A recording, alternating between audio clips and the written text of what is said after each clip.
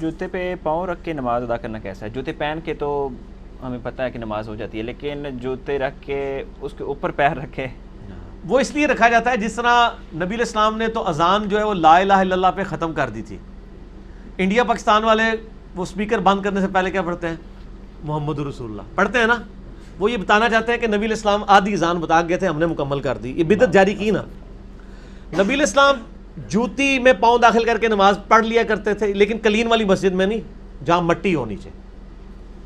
بخاری میں حدیث موجود ہے. میں جواب مکمل کروں، بولنا نہیں کسی نے بیچ میں.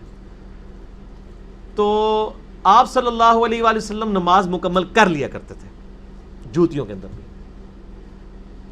قالین والی میں نہیں.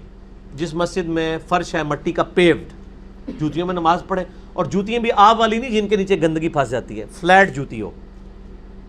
یہ جاگر وغیرہ ہوں گے تو اس میں تو آپ نماز نہیں پڑھیں گے جب تک آپ کو یقین نہ ہو بیچ میں گندگی والا معاملہ آپ صاف ہے تو ٹھیک ہے پھر پڑھیں، اس میں بھی کوئی حرج نہیں. تو جوتیوں میں نماز پڑھ سکتے ہیں. نبی صلی اللہ علیہ وآلہ وسلم نے پڑھی ہے، اس کا جواز موجود ہے. آج بھی ہمارے فوجی حضرات سیاچین میں جوتیوں سمیت ہی نماز پڑھتے ہیں، ٹھیک ہے نا. اور اس میں آپ اگر جرابیں ایک دفعہ وضو کر کے پہن لیں تو جوتیوں کے اوپر ہی مسح کر کے پڑھ سکتے ہیں، کوئی حرج نہیں ہے. 5 نمازوں تک، اور مسافر ہے تو 15 نمازوں تک.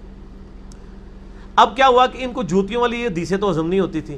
انہوں نے ایک تیسرا راستہ، وہ جس طرح کلمہ مکمل کیا نا اذان کے بعد لا الہ الا اللہ محمد رسول اللہ، انہیں کہا یار جوتی، لوگ کہیں گے جوتی نماز پڑھا ہے. انہوں نے کہا کہ جوتی نکالو اور پھر جوتی کے اوپر کھڑے ہوتے. لک پھر بھی پشکار ہے سرکار، کھلوتے تو جوتی دے ہوتے ہی ہونا.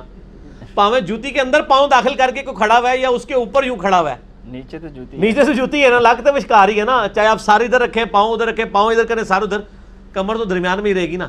تو یہ پاکستان انڈیا نے جس طرح ان کے مولویوں نے اذان مکمل کی نا، کسی نے درود شریف لگا کے، کسی نے محمد رسول اللہ لگا کے، اقامت کے بعد بھی لگا کے، تو انہوں نے نا یہ اس میں تھوڑی سی نا ریمیڈی کی ہے، حالانکہ اس کا فائدہ کوئی نہیں ہوا. تو جوتی اگر آپ نے پہنی ہے صاف ستھری ہے تو جوتی سمیت نماز پڑھیں. اور اگر آپ کو جوتی پہ شک ہے تو پاؤں نکال کے اس کے اوپر کھڑے نہ ہوں، جوتی نکال کے پیچھے کریں. صحیح ہے. اور ننگے پاؤں زمین پہ کھڑے ہو کے آپ نماز جنازہ میں زیادہ تر مسئلہ ہوتا ہے یہ گراؤنڈ وغیرہ، گراؤنڈ وغیرہ، تو وہ آپ پڑھ سکتے ہیں، کوئی ہے. ٹھیک ہو گیا.